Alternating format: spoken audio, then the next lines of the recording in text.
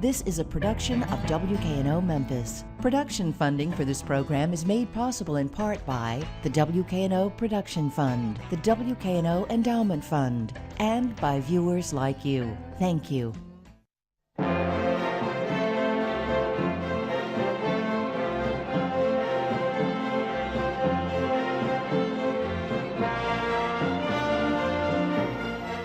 Elizabeth Black was a successful portrait artist in Pittsburgh, Pennsylvania during the Great Depression, but her career was interrupted by World War II. It was during that time that she did some of her best work.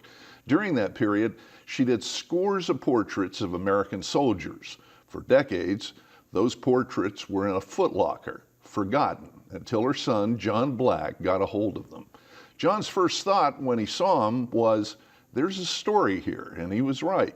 That story formed the basis of a fascinating documentary called Portraits for the Home Front, the story of Elizabeth Black, and we are pleased to have John Black on the program today. Welcome, John. Thank you. Well, you know, your mother, as I indicated in the intro, started her career during the Great Depression. That was how shall I put it, a lousy time to become an artist. She didn't get an enormous amount of support from her father at the time, I understand. Yeah, and for a woman also, there was an extra challenge because she was a woman to try to forge a portrait artist's career during those tough years, but she did it. Mm-hmm. Yeah, she did, and she got a lot of respect. She started getting commissions from some of the prominent families in Pittsburgh, and one of the names that stuck out was the Mellon family commissioned her to come over there and do a portrait.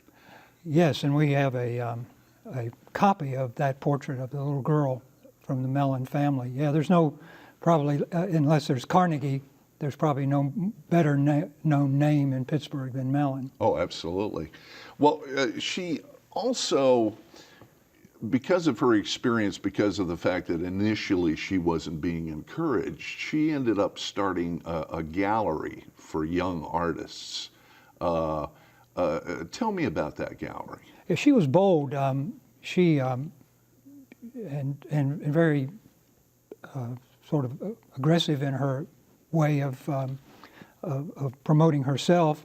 And she felt like that others could benefit from that too, so she leased out some space in downtown Pittsburgh and used it as a sort of a incubator for young artists to try to also achieve some of the success that she had also achieved.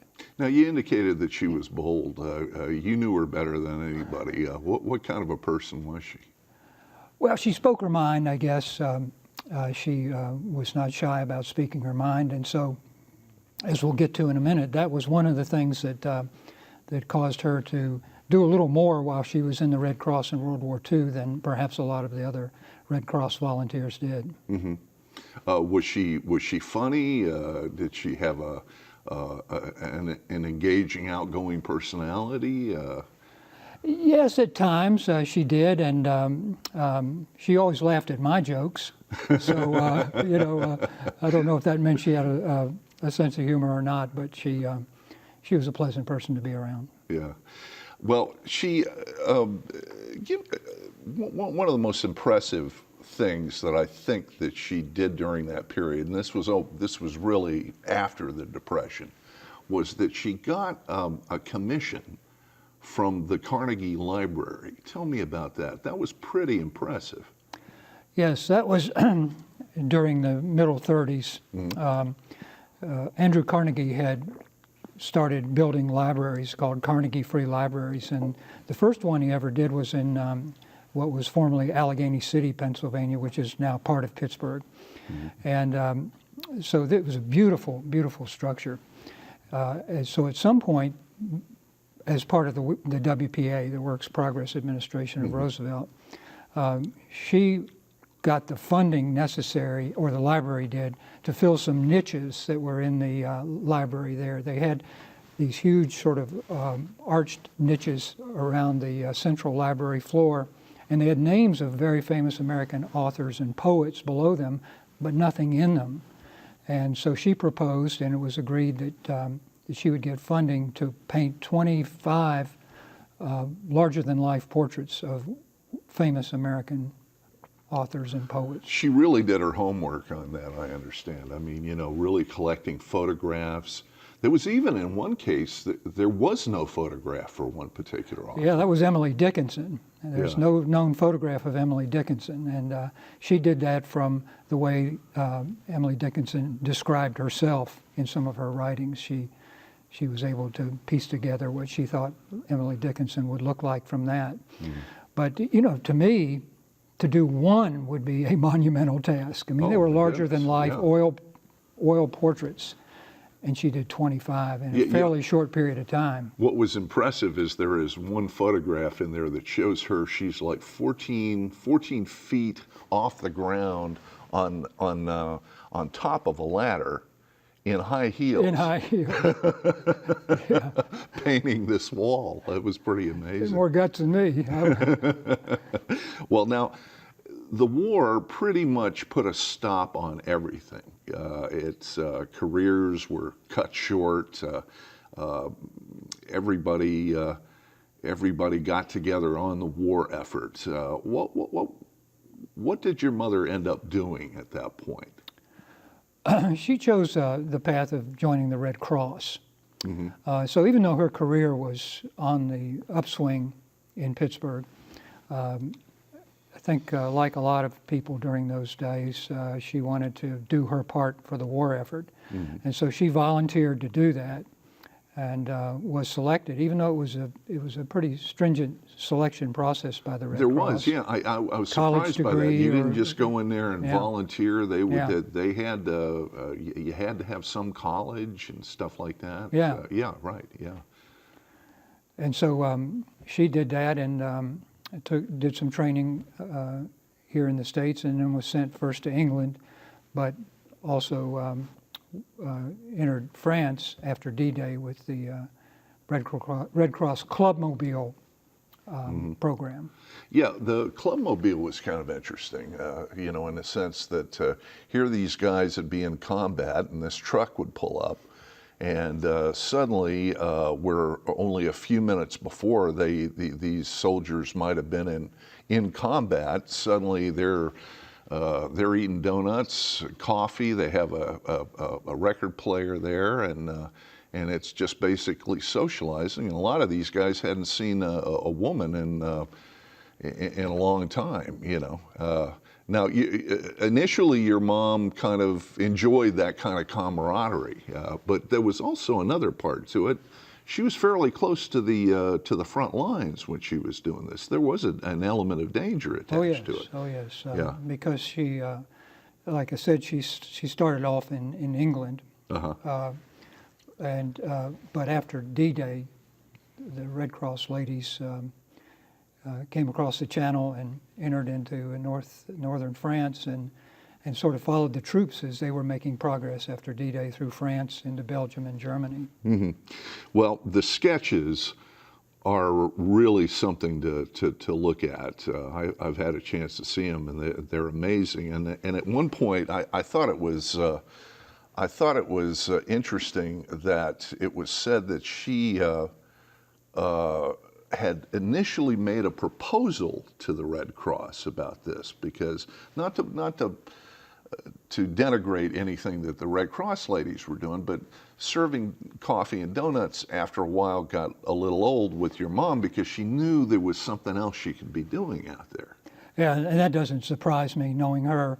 And we have some pictures of her where she's actually holding a tray of donuts. And I can see the expression on her face is, I'm getting a little bored with this. Maybe I can do more. Yeah. So she hand wrote a proposal to the head of the Red Cross in her region, I think it was, saying, what I would like to do is sketch portraits of these boys. I'm an artist, and here's my proposal. It had all the logistics in there of the materials she would need, how she'd have them moved around, and how they would actually select the soldiers that would be actually drawn. She really followed the action. At one point of the documentary, I thought that there was an interesting paragraph where they talk about the fact that she sketched her way across D-Day. Uh, and it was pretty dangerous. I mean, they warned a lot of the volunteers about that, but she was bringing such happiness to the troops out there.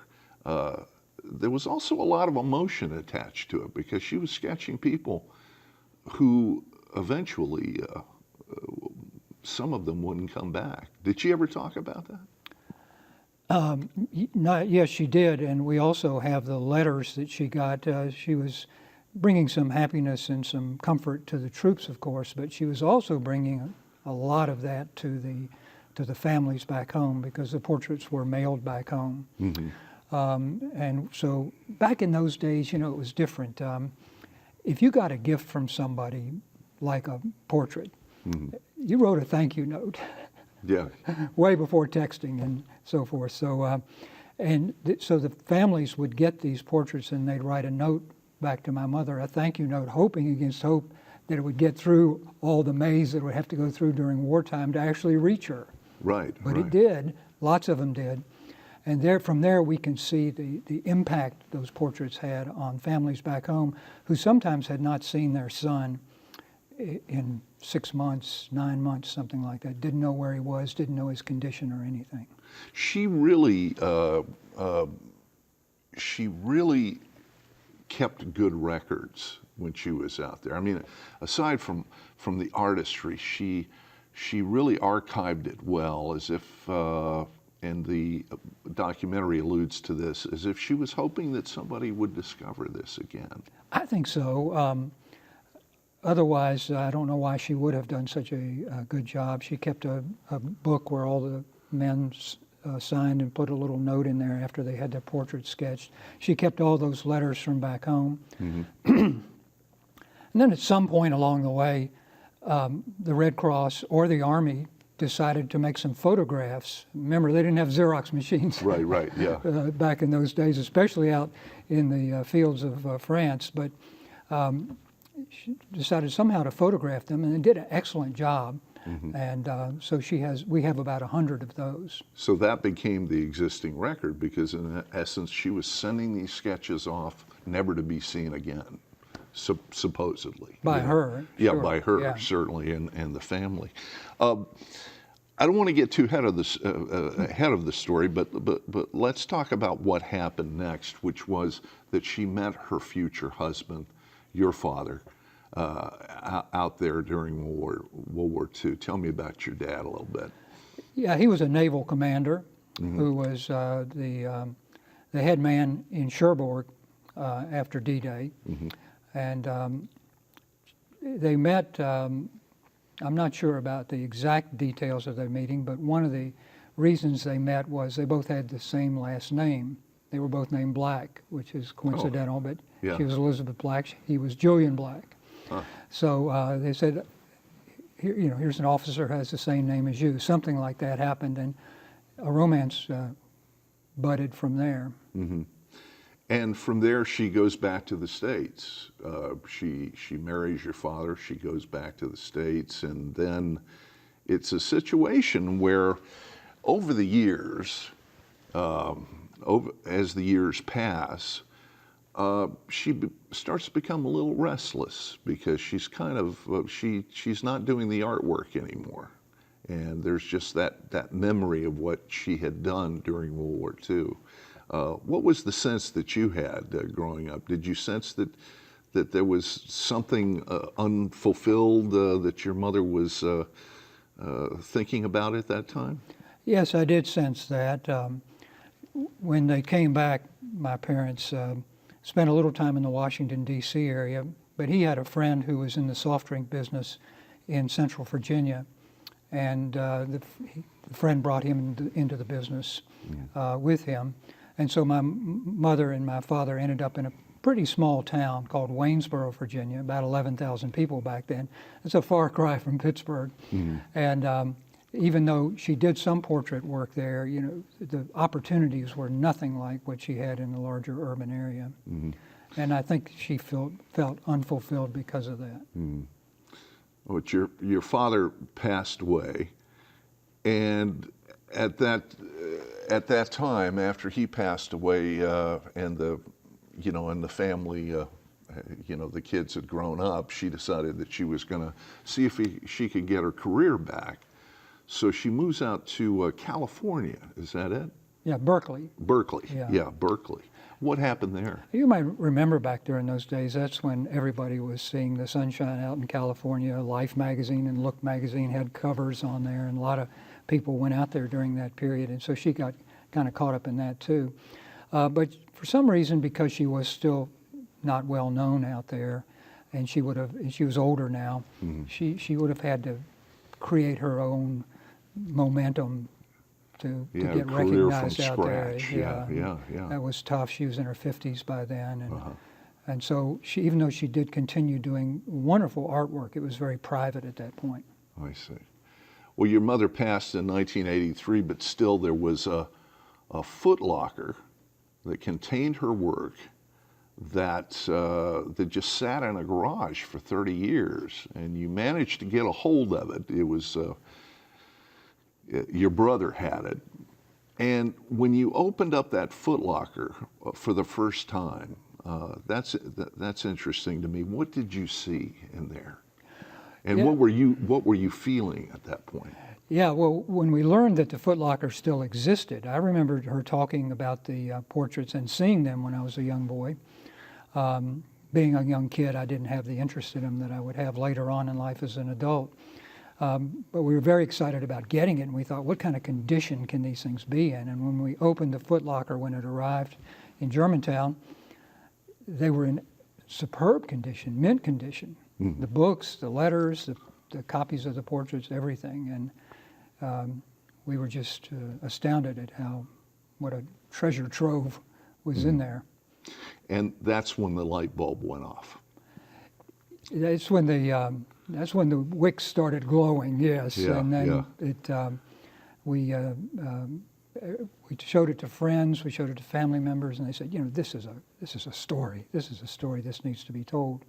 So after a little bit of a period of assimilating everything that we had, sorting it out, and so forth, I called WKNO, and through WKNO, I was put in touch with WQED, which was probably the best place to begin the story because that was her hometown. Right. Yeah. It should be said that so much of the story does take place in Pittsburgh, and her being a prominent artist in that area, and there was another big find. Other than Foot Locker itself, another big find that you had was I think it was at the Soldiers and Sailors Museum in Pittsburgh, where you saw a lot of the sketches that the Army had taken photographs of as well. Well, no, actually, we were the only ones who were in possession. We found a few at the Red Cross headquarters in Washington, D.C. Yeah. Okay. But we took all that to the Soldiers and Sailors Museum in Pittsburgh because it's a wonderful war museum, right? From Civil War up through present wars. And just to have them look at it and evaluate it, and they thought it was an astounding piece of historical memorabilia. Yeah, I remember that the curator of the museum said that your mother, not only being a fine artist, was an excellent archivist, because what she had kept was she not only kept the copies, some of the copies that the Army had of the photographs, but also the letters in response to those sketches from families in the States, and how they managed to get to Elizabeth and the far-flung battlefields is wartime, amazing. yeah. In wartime is with amazing. Censorship and Exactly. and everything, yeah. And sometimes those letters were just full of emotion, because the mother would say, "Have you seen my boy? How is he? Tell me how he's doing." Hoping against hope that my mother had not only sketched his portrait, but was actually keeping up with him which wasn't true. He was moving on to the next battle. But that's how desperate they were for information about their loved ones. And sometimes, of course, it was heartbreaking. It was, well, the letter would get there. Thank you so much for the portrait. Sadly, he died 3 months before we got it. Killed in action. Goodness. So after 7 decades, WQED set out to find some of these soldiers who had gotten these sketches during the war. Not all of them were alive, and as a matter of fact, the sad part of the story is that many of those soldiers were deceased, but family members were found, and that must have been quite an experience to see that come together as they put together a database of families and things like that over at WQED. It really was, and I've spoken to some of them too. I've called them or they've called me, and we share some wonderful stories together. Yeah, and it's ongoing. They're still finding more all the time, but it's not like they're going to find a lot. I really wish we had gotten that Foot Locker 30 years ago. Yeah. And it's got to be gratifying also when you get into a situation where you make a connection with a family who had never seen the sketch. Sometimes that happened, and that was an incredible experience to see the reactions that they had and the facial expressions when all of a sudden they pulled out the portrait of Joe back in 1944. Right. Yeah. That was a great one. What was your reaction to the whole experience? Did it bring it? Did you feel as if all of this brought you closer to her? That you got to know her better as a result of this experience? Oh yes, certainly, and I'm so glad I was able to do it. I think that if she would be extremely gratified that this story came out. That's why I think she kept it all this time, hoping that it would, that one of her sons might recognize the significance of what was in that Foot Locker and her life. And so I'm just happy that I was able to honor her in this way. Mm-hmm. One of the things that I should mention is that we have a link to those portraits on the WQED website.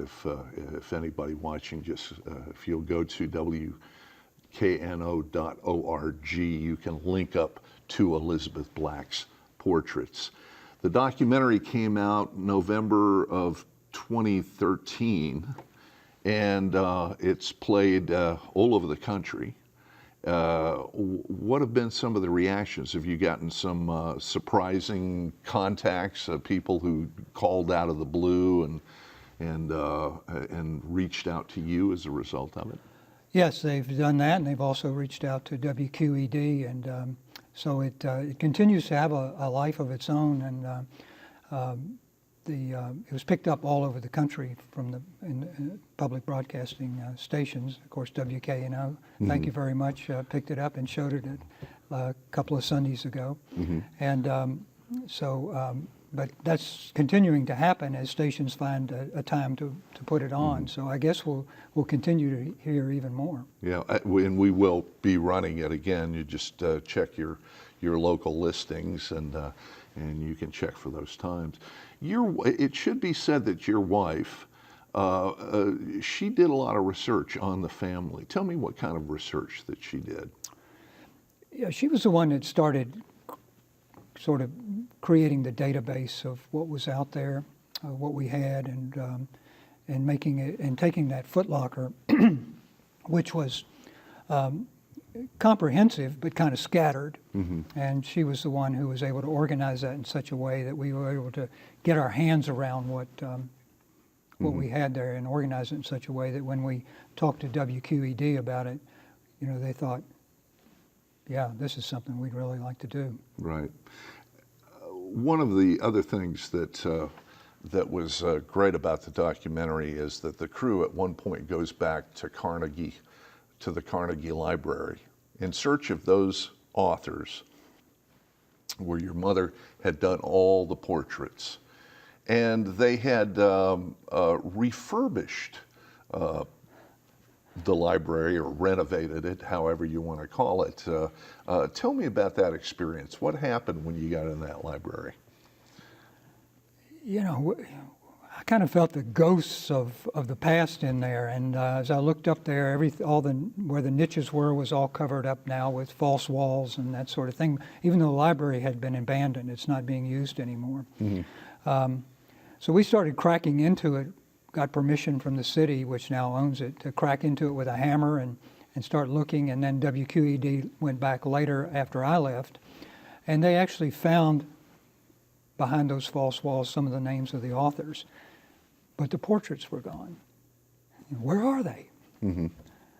And I can't imagine anybody would have thrown them away. They were beautiful. Yeah, and I think it was your wife who had a theory. She said that she bets that they're rolled up somewhere in a basement somewhere, and somebody forgot where they put them. You know. Well, listen, John, the half hour has just flown by, and I do appreciate you talking to us. It was a fascinating documentary, Portraits from the Home Front, the story of Elizabeth Black. Thank you for being on the program. Thank you, Peter.